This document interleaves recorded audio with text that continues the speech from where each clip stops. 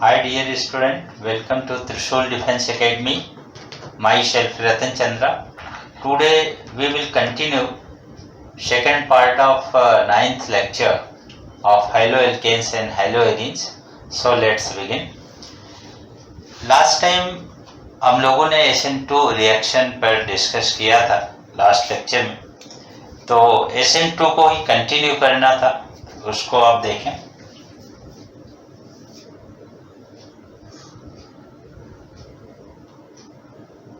SN2 reaction, इसको हम लोग कहते हैं bimolecular nucleophilic substitution reaction. Bimolecular nucleophilic substitution reaction, other name of SN2 reaction.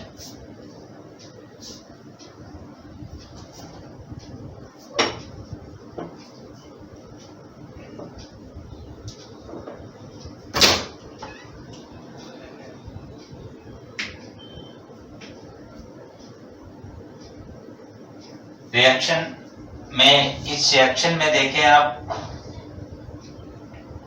ये अदर नेम है इसका, ये वन स्टेप रिएक्शन होती है। ये हमें ध्यान देना है कि बाय SN2 रिएक्शन, पहले इसके फीचर एक बार मैं बता देता हूँ जो मेन फीचर्स हैं, उसके बाद आपको इसको नोट करा देता हूँ। जैसे जब बाईमालिकुलर रिएक्शन की बात आए तो ये पहला माइंड में आपको स्ट्राइक करना चाहिए कि ये वन स्टेप रिएक्शन होती है। इसमें रेट ऑफ डिटरमाइनिंग स्टेप, जो फर्स्ट स्टेप है वही रेट ऑफ डिटरमाइनिंग स्टेप बन जाता है।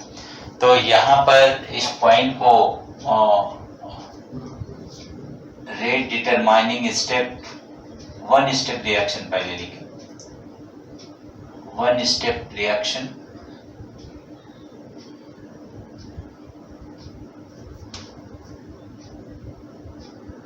सिंगल स्टेप रिएक्शन है, सिंगल स्टेप रिएक्शन, और यही रेट डिटरमाइनिंग स्टेप है, RDS है।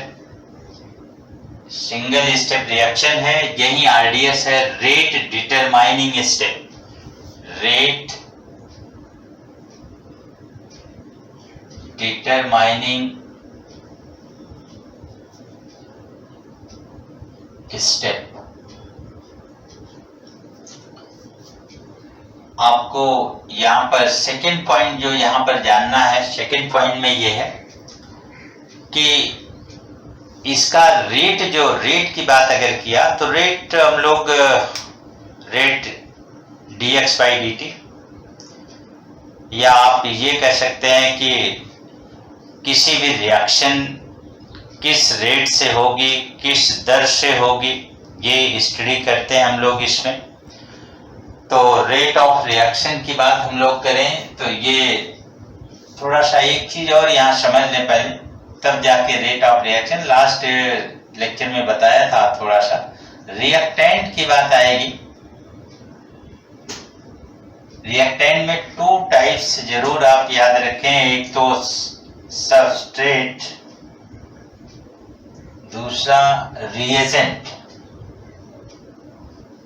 रिएजेंट जो हम कहेंगे, रिएजेंट और सबस्ट्रेट किसको कहेंगे?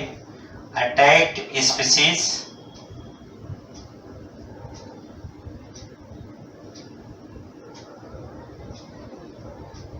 Attacking species.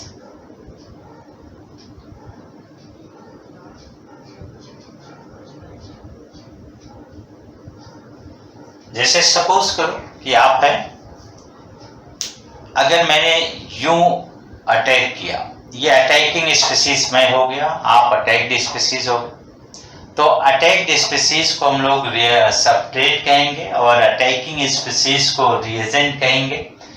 कोई रिएक्टेंट होगा तो उसमें ये दो जरूर होंगे, सबस्ट्रेट एंड रिएजेंट।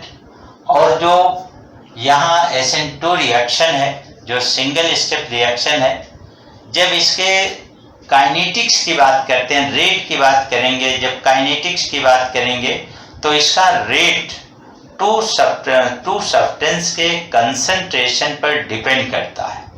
कौन कौन सा? एक तो सबस्ट्रेट के कंसंट्रेशन पर डिपेंड करेगा, एज वेल एज न्यूक्लियोफाइल के कंसंट्रेशन पर भी डिपेंड करता है इसका रेट। तो जब किसी भी रिएक्शन का रेट दो सब्सटेंस के कंसंट्रेशन पर डिपेंड कर रहा है, दो मॉलिक्यूल के कंसंट्रेशन पर डिपेंड कर रहा है, तो उसे आप क्या कहोगे, वो सेकंड ऑर्डर की रिएक्शन है, उसकी काइनेटिक्स सेकंड काइनेटिक्स का है वो रिएक्शन, या आप ये कह सकते हैं उसकी मॉलिक्यूलरिटी दो है क्योंकि दो रिएक्टेंट उसमें पार्टिसिपेट कर रहे हैं। तो मॉलिक्यूलरिटी तो पार्टिसिपेंट पर डिपेंड करता है कितने मॉलिक्यूल पार्टिसिपेट कर रहे हैं, लेकिन मेन यहाँ जो हम लोग बात कर रहे हैं ऑर्डर की, इसका ऑर्डर भी 2 है और मॉलिक्यूलरिटी भी 2 है। कभी कभी मॉलिक्यूलरिटी और ऑर्डर ऑफ रिएक्शन ये सेम होता है, सम टाइम डिफरेंट भी होता है, लेकिन सेम भी होता है। अब इसमें बात करें तो इस रिएक्शन की काइनेटिक्स की बात करें तो काइनेटिक्स इसकी सेकंड ऑर्डर की काइनेटिक्स होगी, ये अलग से आप नोट कर लेना।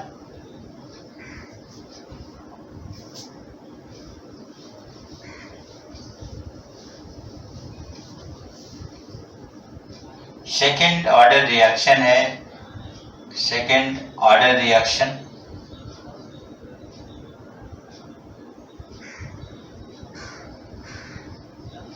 मॉलिक्यूलरिटी 2 होती है इसकी, molecularity of reaction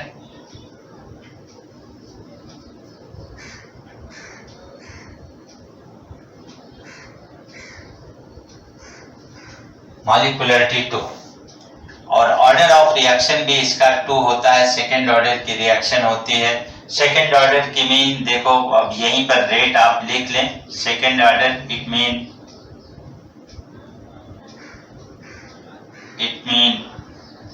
rate proportional to concentration of substrate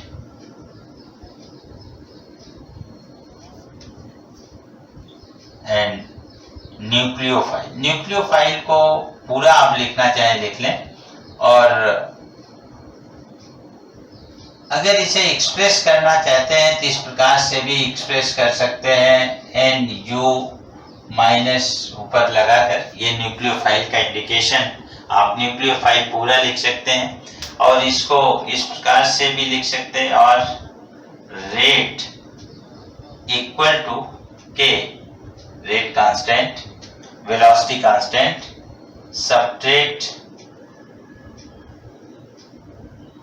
सबट्रेट पर देखो, सबट्रेट कंसंट्रेशन, ये concentration square bracket molar concentration को एक्सप्रेस कर रहा है, और इस पर पावर देखो 1 है, और न्यूक्लियोफाइल को शॉर्ट में मैं लिख रहा हूं इस प्रकार से, इसकी भी पावर 1 है, और अगर कंसंट्रेशन पर लगे पावर को ऐड कर दें, ये ऑर्डर ऑफ रिएक्शन को भी एक्सप्रेस करता है, तो इस प्रकार से 1 + 1 के सेकेंड ऑर्डर रिएक्शन हो गई 2।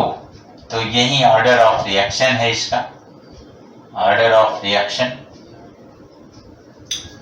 तो आप जानते हैं कि जो SN2 रिएक्शन है ये सेकंड ऑर्डर की रिएक्शन है, सिंगल स्टेप है।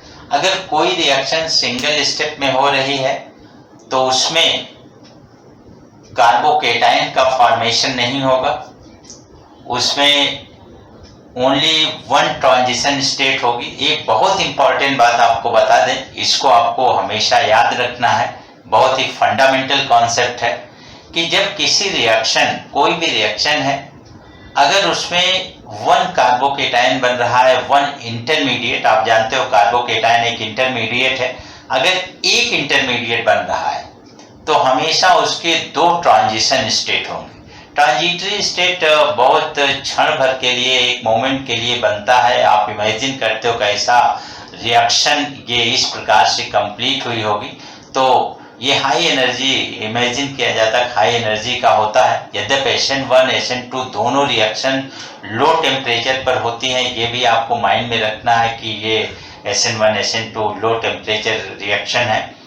और लेकिन जो इसकी ट्रांजिशन स्टेट होती है उसमें भी उसमें उसका जो टेम्परेचर होता है वो हाई होता है, एनर्जी एब्जॉर्ब करती है, और उसके बाद ट्रांजिशन स्टेट आती है, उसको हम बाई ग्राफ आपको दिखाते हैं कि ट्रांजिशन स्टेट, एक चीज ये पॉइंट आप जरूर याद रखना कि एक इंटरमीडिएट या एक कार्बोकेटाइन किसी रिएक्शन में बनता है तो दो ट्रांजिशन स्टेट होंगे। अगर कोई कार्बोकेटाइन नहीं बन रहा है किसी रिएक्शन में, उसकी एक ट्रांजिशन स्टेट होगी। तो आप देख रहे हो कि SN2 रिएक्शन में, SN2 में कोई कार्बोकेटाइन नहीं बन रहा, कोई इंटरमीडिएट नहीं बन रहा। अगर इंटरमीडिएट नहीं बना तो उसमें कितनी ट्रांजिशन स्टेट? 1। ये डायरेक्ट क्वेश्चन बनते हैं, ऑब्जेक्टिव क्वेश्चन, आप इसको जरूर याद रखना। तो यहाँ पर देखें, ये सेकेंड ऑर्डर, ये काइनेटिक्स के बारे में बताया कि इसकी ये काइनेटिक्स है। और कोई रिएक्शन का एग्जाम्पल भी आप ले सकते हो। अगर हम लोग एल्किल हाइलाइट चूंकि स्टडी कर रहे हैं तो एल्किल हाइलाइट का एग्जाम्पल ले सकते हैं कि SN2 रिएक्शन जो है 1 degree highlights SN2 reaction best way में देता है। 1 डिग्री का आप एग्जाम्पल लेकर आप यहाँ दिखा सकते हैं। इसको आप नोट रखें, इसको माइंड में रखें, तभी एक एग्जाम्पल इसका हम बता देते हैं आपको, रिएक्शन के थ्रू इसको दिखाएंगे।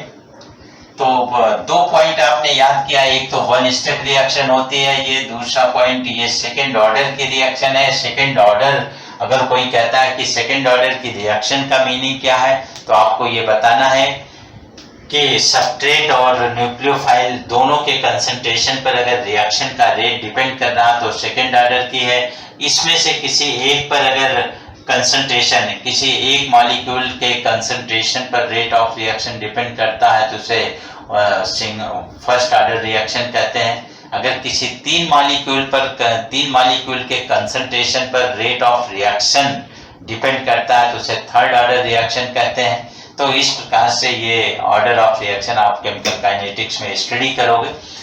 तो आगे आप देखें,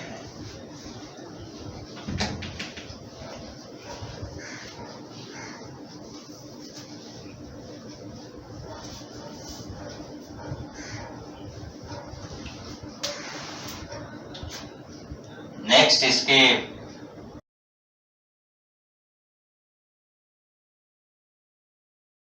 सिंगल ट्रांजिशन स्टेट जो होगी, एक ट्रांजिशन स्टेट इसमें बनेगी, 1 transition state form, only 1 transition state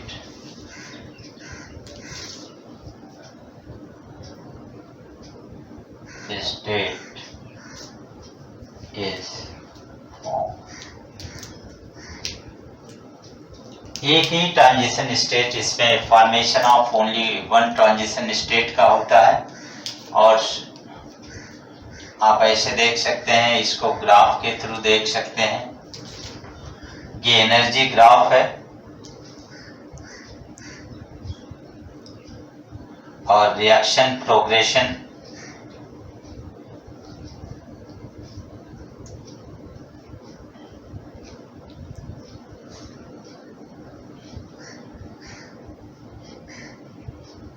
इस प्रकार से दिखा सकते हैं। यहाँ पर रिएक्टेंट को दिखाएं, जैसे कोई आप रिएक्शन ले लें, RH की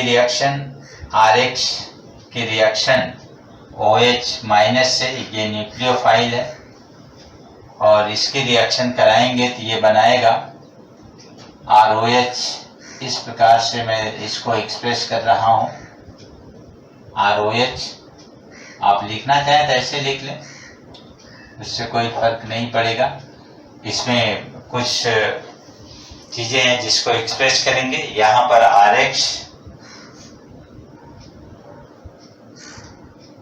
RH को एक चीज और कर सकते हो आप, इस प्रकार से CH3, एक particular reaction CH3Cl plus OH ion minus, और ये रिएक्शन करने पर आप इस प्रकार से कर सकते हो CH3OH।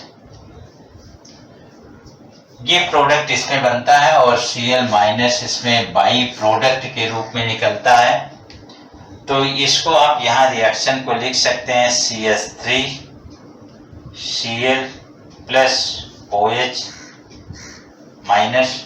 और ट्रांजिशन स्टेट की बात कर रहा था मैं, ट्रांजिशन स्टेट ये है, इसकी एनर्जी हाई होती है, ये अनस्टेबल होता है। जिसकी एनर्जी जितना ज़्यादा होगा वह उतना ज़्यादा कंपाउंड अनस्टेबल होगा। तो ये इस प्रकार से यहाँ पर ट्रांजिशन स्टेट बनती है।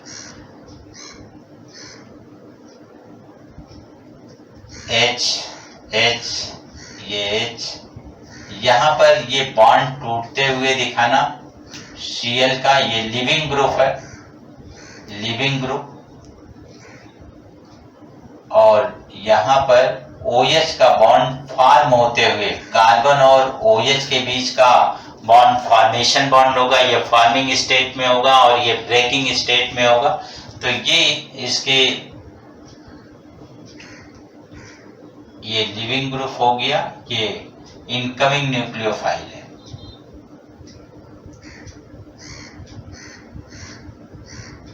ये इनकमिंग न्यूक्लियोफाइल।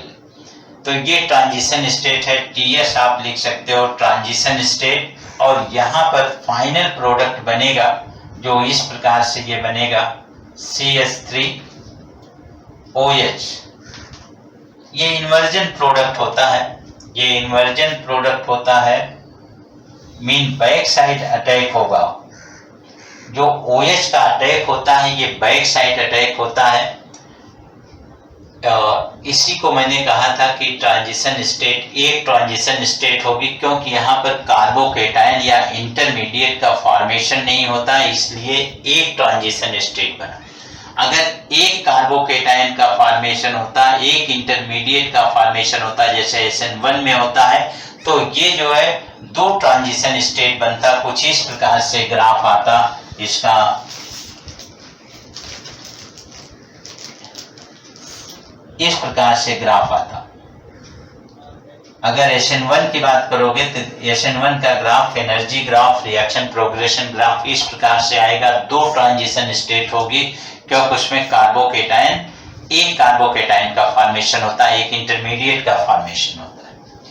तो नेक्स्ट देखो, यहाँ पर ये बताया मैंने कि only one transition state form होती है और ये अनस्टेबल होता है, हाई एनर्जी होती है, अनस्टेबल है,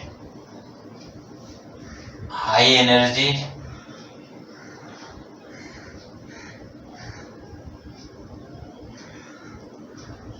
हाई एनर्जी। और ये स्टेबल प्रोडक्ट है। देखो इसकी एनर्जी कोऑर्डिनेट पर देखो, ये इसकी एनर्जी थोड़ा सा ज्यादा है प्रोडक्ट से, it means product more stable है कंपेयर टू CH3Cl के। CH3OH मोर स्टेबल है। तो इस प्रकार से इसका ग्राफ होगा, ये ग्राफ ध्यान रखना।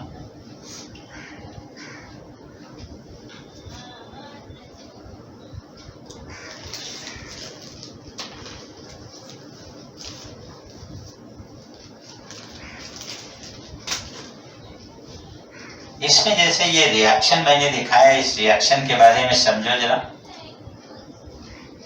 अगर इसको हाइड्रोजन को, सभी हाइड्रोजन को इस प्रकार लिखें, कार्बन को इस प्रकार और Cl इस प्रकार से, और न्यूक्लियोफाइल का अटैक जो होगा, ये देखो फ्रंट साइड में लिविंग ग्रुप है, ये लिविंग ग्रुप है।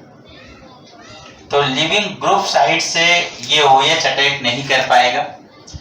लिविंग ग्रुप इसके साथ जुड़ा हुआ है और ये इससे इधर से अटैक नहीं करेगा, ये बैक साइड से इसके अटैक कर पाएगा। तो बैक साइड के अटैक को इन्वर्जन कहते हैं। कुछ इस प्रकार से होगा, OH इस प्रकार से कार्बन से जुड़ेगा और जो H है ये रिवर्ट हो जाएगा, ये अपोजिट डायरेक्शन में चला जाएगा, फ्लिप कर जाएगा। ये कुछ इस प्रकार से होगा। आप देखो, पहले ये भी जानते रहो, बीच की स्टेट आपको पहले बना दें कि ट्रांजिशन स्टेट जो बनी होगी इसकी, ट्रांजिशन स्टेट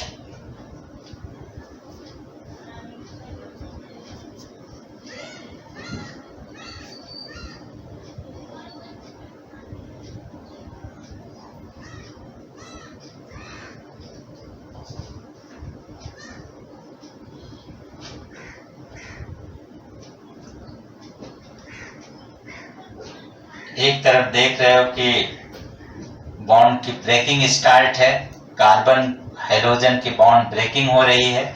दूसरी साइड में न्यूक्लियोफाइल अटैक करके न्यूक्लियोफाइल अटैक करके बॉन्ड का फॉर्मेशन कर रहा है, और ये बॉन्ड जैसा है प्लेन में, इसी प्रकार से प्लेन में बना हुआ है।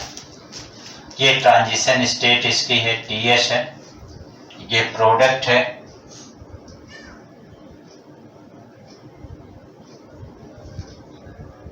ये प्रोडक्ट में कन्वर्ट हो गया। ये मेथाइल अल्कोहल है, ये मेथाइल क्लोराइड है, ये मेथाइल अल्कोहल है, ये ध्यान दिए रहना। अब इसके बारे में थोड़ा सा समझो। अगर इसमें 4 बॉन्ड है, मेथाइल क्लोराइड में 4 बॉन्ड है, तो ये टेट्राहेड्रली अरेंजमेंट होगा। टेट्राहेड्रली अरेंजमेंट का मतलब इस प्रकार से कुछ इसका अरेंजमेंट हो, टेट्राहेड्रल अरेंजमेंट। 3 बॉन्ड जो है, 3 बॉन्ड प्लेन में है, तो एक बॉन्ड क्या होगा, एयर में होगा, या आपके आई से दूर या आपके आई की तरफ होगा। इस प्रकार से टेट्राहेड्रल स्ट्रक्चर, आप इस प्रकार से इसको बनाना चाहें तो इस प्रकार से बना सकते हैं। जैसे ये तीनों बॉन्ड को ऐसे मिला दो और इसके बाद इसके साथ ऐसे मिला दो, टेट्राहेड्रल स्ट्रक्चर हो जाएगा। तो टेट्राहेड्रल, ये कार्बन कंसीडर करो, ये ब्लैक पार्ट जो है कार्बन कंसीडर करो, ये 4 बॉन्ड है, ये 4 बॉन्ड है जो टेट्राहेड्रली अरेंज है। तो इस प्रकार से अरेंजमेंट तो इनका है। अगर टेट्राहेड्रल स्ट्रक्चर है, इट मीन्स इसका जो हाइब्रिडाइजेशन होगा वो कैसा होगा, sp3 होगा। तो ये sp3 हाइब्रिडाइज है। और जब ये ट्रांजिशन स्टेट में आया तो देखो यहाँ पर मेनली 3 बॉन्ड है और 2 बॉन्ड ब्रेकिंग और फॉर्मिंग स्टेट में है। कार्बन ऑक्सीजन बॉन्ड, यहाँ पर carbon OH bond forming bond है, और कार्बन क्लोरीन बॉन्ड जो है ये ब्रेकिंग बॉन्ड है, ये ब्रेक हो रहा है। तो ये इनकम्प्लीट है, कहने का मीन ये इनकम्प्लीट है। और जो लाइन बॉन्ड है, जैसे H के साथ है 3 लाइन बॉन्ड है, तो ये प्लेनर स्टेट में है, इस अवस्था में है,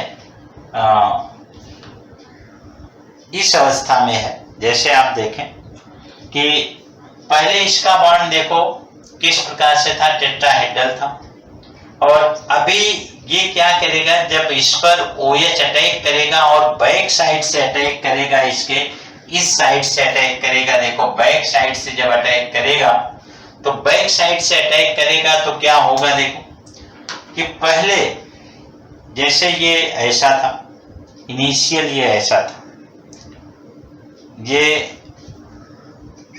इस प्रकार से था,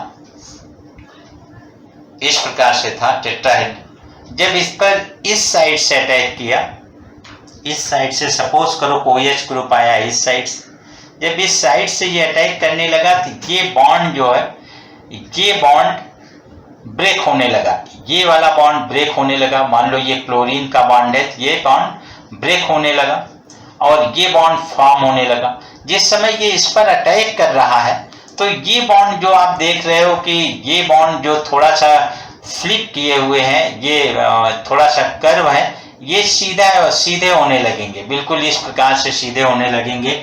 इस प्रकार का स्ट्रक्चर कुछ बन जाएगा, इस प्रकार का स्ट्रक्चर बन जाएगा, और इसमें इस प्रकार का स्ट्रक्चर बन जाएगा। ये टूटना शुरू हो जाएगा और ये इधर से जुड़ना शुरू हो जाएगा, मतलब ये प्लेनर स्टेट में आ गया। ट्राइगोनल, ऐसे आप देख सकते हो, ये ट्राइगोन्स हो गया, ये ट्राइगोनल, बाई पिरामिडल, ये बाई पिरामिडल, यहाँ से देखो ये पिरामिड लाइक स्ट्रक्चर बन जाएगा इस प्रकार से, इस प्रकार से ये बाई पिरामिडल, इधर से भी पिरामिड बन जाएगा। तो ट्राइगोनल, ट्राइगोनल ऐसे बनेगा, ट्राइगोनल बाई पिरामिडल, तो इस प्रकार का स्ट्रक्चर ये बन जाएगा।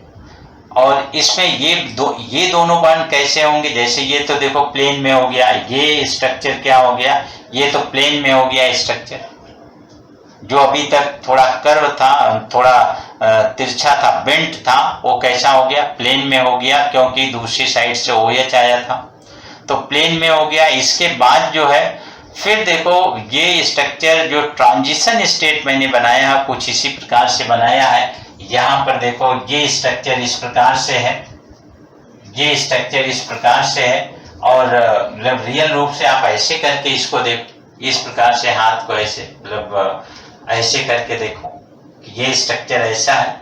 और इस साइड से एक साइड से अटैक कर रहा, देखो OH अटैक कर रहा है, दूसरी साइड से ये बॉन्ड जो है लीक कर रहा है और ये बॉन्ड फॉर्म हो रहा है। तो इस प्रकार का स्ट्रक्चर ये है ट्रांजिशन स्टेट। लेकिन इसका हाइब्रिडाइजेशन देखो क्या हो गया, जो sp3 अभी तक था ये हाइब्रिडाइजेशन sp2 हो गया, sp2 हाइब्रिडाइजेशन।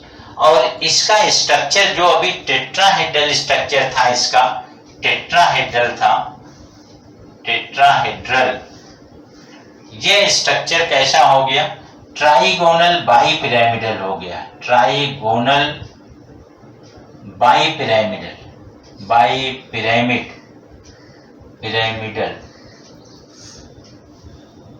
ये बाइपिरामिडल हो गया।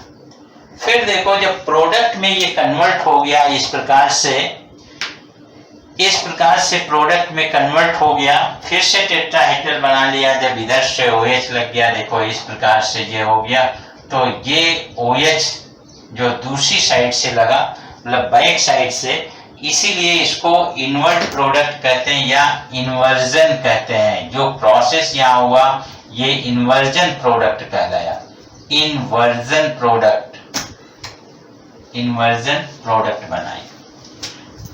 तो आई थिंक ये बात यहाँ पर क्लियर हो गई होगी। और ये कुछ इस प्रकार का स्ट्रक्चर देखो, जैसे बारिश में जब विंड फ्लो होता है तो जो अम्ब्रेला होता है फ्लिप कर जाता, उल्टा हो जाता है। जैसे इसका स्ट्रक्चर पहले यूं था, इसका स्ट्रक्चर यूं था, अभी Cl ऐसे लगा था, देखो पहले स्ट्रक्चर में देखो इसमें Cl ऐसे लगा ये, और जब इधर से अटैक हुआ तो पहले ये कैसा हुआ, पहले प्लेनर वे में आया, और उसके बाद जब प्लेनर हो गया तो दूसरी साइड में, फिर दूसरी साइड से जब अटैक किया तो ये देखो दूसरी साइड से अटैक करने पर ये रिवर्ट हो गया, उल्टा हो गया, इन्वर्ट हो गया। तो ये जो उल्टा स्ट्रक्चर हो गया, इसी को हम लोगों ने इन्वर्जन टर्म यूज किया कि इन्वर्जन प्रोडक्ट। तो इस प्रकार से आई थिंक आपको ये समझ में आ गया होगा कि इसमें जो है ट्रांजिशन स्टेट एक होती है और ये हाई एनर्जी की होती है, और फिर ये स्टेबल प्रोडक्ट में कन्वर्ट हो जाता है। और एक बात और आपको बता दें कि अगर ये कायरल कार्बन हो, जैसा कि लास्ट लेक्चर में बताया था, अगर ये कायरल कार्बन होगा तो जो ये प्रोडक्ट इन्वर्जन प्रोडक्ट होगा उसको हम लोग वाल्डेन इन्वर्जन कहेंगे। जब ये कायरल प्रोडक्ट होगा, कायरल कहते हैं आपके माइंड में क्या है, अभी देखो ये कायरल रिएक्टेंट नहीं है, कायरल कंपाउंड ये नहीं है। क्यों? कि एक कार्बन से 3 सेम ग्रुप लगे हैं, जबकि हम लोगों ने कायरल में क्या डिस्कस किया था कि एक कार्बन से 4 अलग अलग ग्रुप या एलिमेंट जुड़े होने चाहिए। तो यहाँ पर 3 सेम है, तो इसका मीन ये कायरल नहीं है। अगर इसमें कायरल होता, कायरल कार्बन होता, तो जो ये प्रोडक्ट इन्वर्जन प्रोडक्ट मिलता, इसको हम नाम देते वाल्डेन इन्वर्जन नाम देते, ये इस प्रकार से नाम देते वाल्डेन इन्वर्जन। तो वाल्डेन इन्वर्जन कब कहोगे? जब ये कायरल कार्बन होगा इस केस में SN2 रिएक्शन। तो SN2 रिएक्शन आई थिंक आपको धीरे धीरे समझ में आ रहा होगा कि SN2 में क्या क्या प्रोसेस होता है।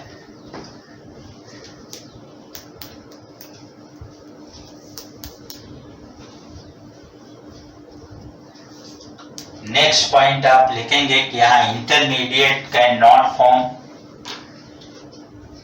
नेक्स्ट पॉइंट में लिखना carbocation, carbocation can not form in SN2 reaction.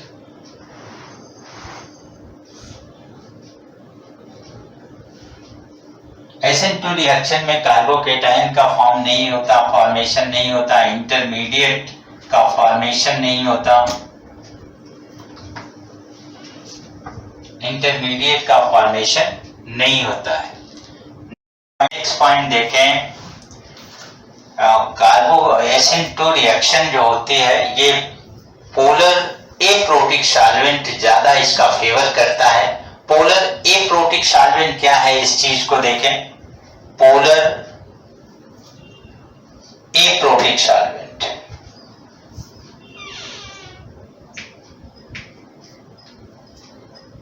एक पोलर सॉल्वेंट होता है, हम लोग जानते हैं, जैसे RX की बात किया था, CH3Cl की बात किया था। तो इसमें देखें कार्बन और क्लोरीन दोनों की इलेक्ट्रोनिगेटिविटी अलग अलग है। कार्बन और क्लोरीन की इलेक्ट्रोनिगेटिविटी अलग अलग है। तो यहाँ कार्बन लेस इलेक्ट्रोनिगेटिव और क्लोरीन मोर इलेक्ट्रोनिगेटिव है, और शेयर्ड इलेक्ट्रॉन हमेशा मोर इलेक्ट्रोनिगेटिव एलिमेंट की तरफ शिफ्ट कर जाता है, जिसके कारण जो है ये पार्शियल नेगेटिव चार्ज अचीव कर लेता है और carbon partial positive charge achieve कर लेता है। तो यहाँ पर देख रहे हैं कि जो बॉन्ड है ये पोलराइज हो गया। तो ऐसे कंपाउंड में इसी को हम लोग कहते हैं कि पोलराइजेशन यहाँ हो गया, ये पोलर है। तो अब जो यहाँ पर पोलराइजेशन होता है, ये पोलर एप्रोटिक सॉल्वेंट, एप्रोटिक का मतलब पोलर तो हो, जहां पर बॉन्ड का पोलराइजेशन हो रहा हो लेकिन उसमें प्रोटॉन न देने की क्षमता हो, प्रोटॉन न प्रोवाइड कर सके, H+ न प्रोवाइड कर सके, ऐसे सॉल्वेंट को पोलर एप्रोटिक सॉल्वेंट कहते हैं। ये जहां आपको दिखे तुरंत आप समझ जाना कि ये SN2 रिएक्शन है। जैसे आप देखें पोलर एप्रोटिक सॉल्वेंट का example DMF dimethyl formamide, dimethyl formamide,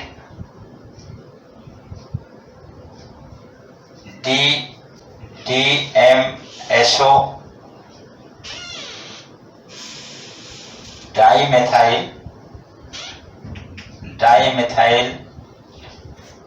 sulpho oxide,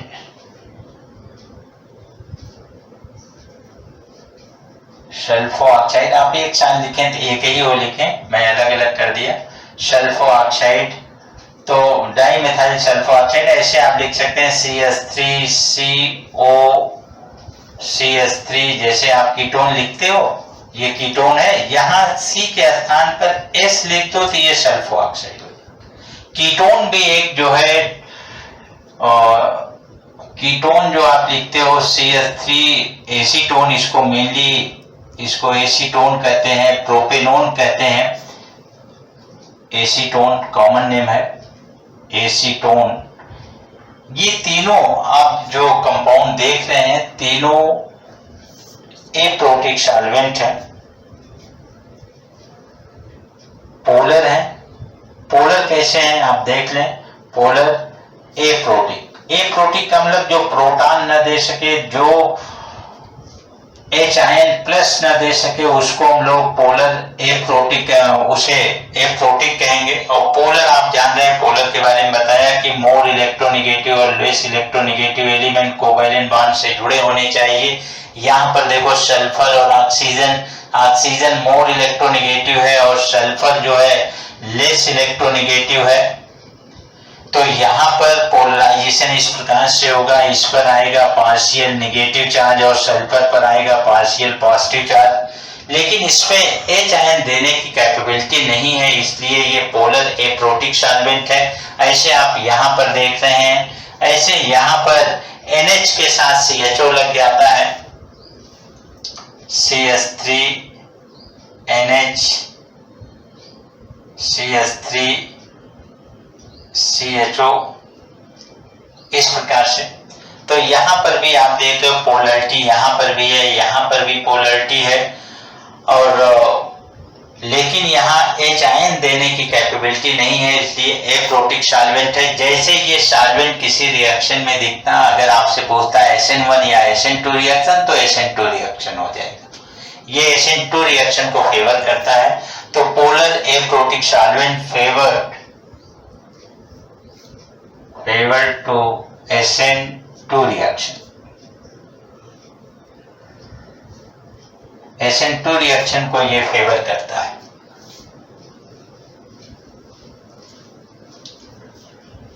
अगर यहीं पर पोलर प्रोटिक होता तो SN1 रिएक्शन को फेवर करता, लेकिन उसको हम लोग SN1 में डील करेंगे उसकी।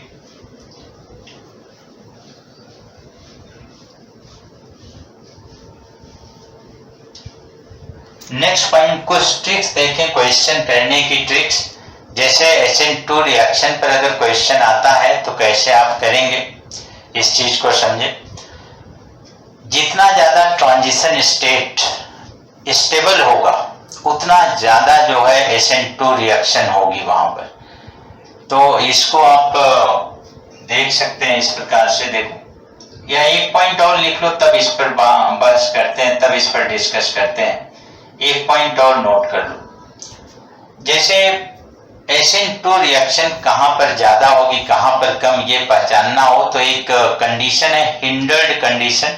हिंडर्ड कंडीशन है तो SN2 रिएक्शन मिनिमम होगा। जहां लेस हिंडर्ड होगा, जहां हिंड्रेंस कम होगा, वहां SN2 रिएक्शन ज्यादा होगी। तो अब जैसे यहां पर देखो, अगर हम लोग लिखें CH3Cl की बात करें, CH3CH Cl3Cl की बात करें, CH3CH3CH3Cl लिखें, तो इसमें सबसे ज्यादा कार्बन पर हिंड्रेंस कहां पर होगा, बल्कियर ग्रुप कहां पर है, 3 डिग्री हैलाइड में है। ये 3 डिग्री हैलाइड है, ये 2 डिग्री हैलाइड है, ये 1 डिग्री हैलाइड, 1 डिग्री हैलाइड। आप ऐसे लिख सकते हैं इसको HHHCl। यहां पर देखें कार्बन के साथ 2 CH3 ग्रुप लगा हुआ है, CH3CH3H और Cl। यहां हिंड्रेंस कंपैरेटिवली ज्यादा है, और यहां पर तो आप देख रहे हैं कि 3 कार्बन ग्रुप लगा है। यहां पर इस कार्बन पर सबसे ज्यादा हिंड्रेंस है, तो इट मींस यहां पर सबसे कम रिएक्शन SN2 रिएक्शन होगी, लेस SN2 रिएक्शन होगी। सबसे ज्यादा SN2 रिएक्शन ये देगा, ये डिक्रीजिंग ऑर्डर होगा SN2 रिएक्शन के लिए, SN2 रिएक्शन। तो ये डिक्रीजिंग ऑर्डर है, ये मतलब CH3 1 डिग्री में सबसे ज्यादा SN2 होगा, 3 डिग्री में सबसे कम होगा। और जनरली आपको बता दें कि हिंड्रेंस के कारण 3 डिग्री में SN2 रिएक्शन नेग्लिजिबल होता है, आप कह सकते हैं कि ये नहीं देता है। और 1 डिग्री जो हैलाइड होगा यही जो है SN2 रिएक्शन बेस्ट देगा। इसके बाद 2 डिग्री कुछ रिएक्शन SN2 का फेवर करेगा। ये डिपेंड करेगा कि कैसा सॉल्वेंट लिया है। अगर यहाँ पर आपने सॉल्वेंट वाटर ले लिया है तो ये जो है SN1 को फेवर करेगा। अगर डाइफार्माइड DSMO और आपने एसीटोन लिया है तो ये हमेशा SN2 को फेवर करेगा। और इसमें SN2 रिएक्शन में न्यूक्लियोफाइल जो होना चाहिए, ये स्ट्रॉन्ग न्यूक्लियोफाइल होना चाहिए। ये हमें ध्यान देना है कि SN2 रिएक्शन में स्ट्रॉन्ग न्यूक्लियोफाइल होना चाहिए।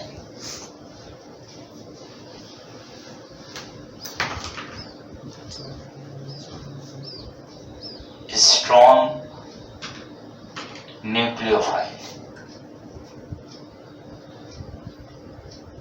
स्ट्रॉन्ग न्यूक्लियोफाइल होना चाहिए तो SN2 रिएक्शन को फेवर करता है। Strong nucleophile favour to SN2 reaction.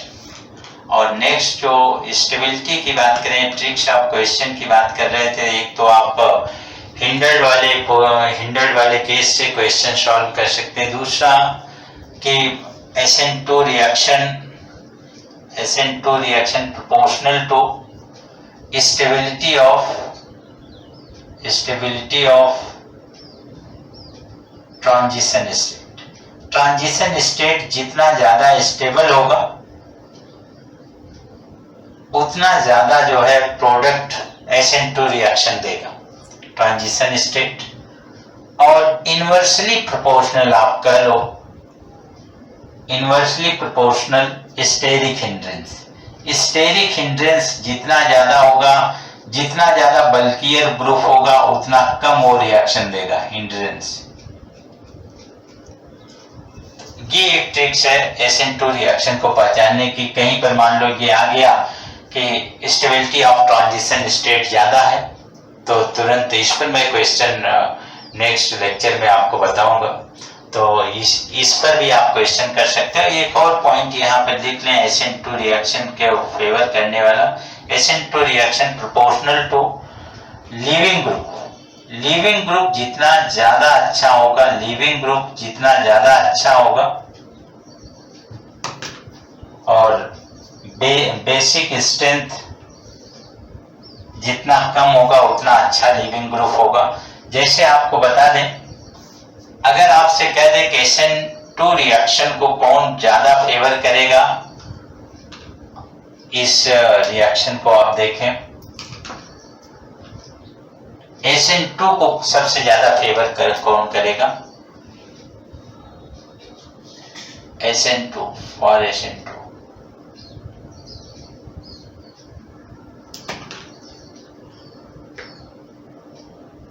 Favourable condition,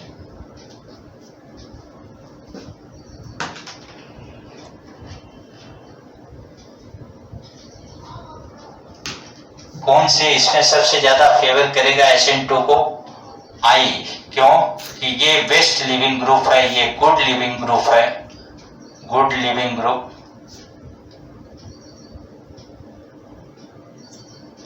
leaving group है, ये पुअर लिविंग ग्रुप है, पुअर लिविंग ग्रुप है। तो सबसे अच्छा जो है SN2 रिएक्शन RI देगा, फिर RBR देगा, फिर RCl देगा, इस प्रकार से RF देगा। तो आपने देखा कि SN2 रिएक्शन के बारे में मैंने बहुत ब्रीफ में आपको बताया। इसमें ये बहुत लॉन्ग टॉपिक है, लेकिन बहुत ब्रीफ में बताया। आई थिंक आपको ये समझ में आया होगा।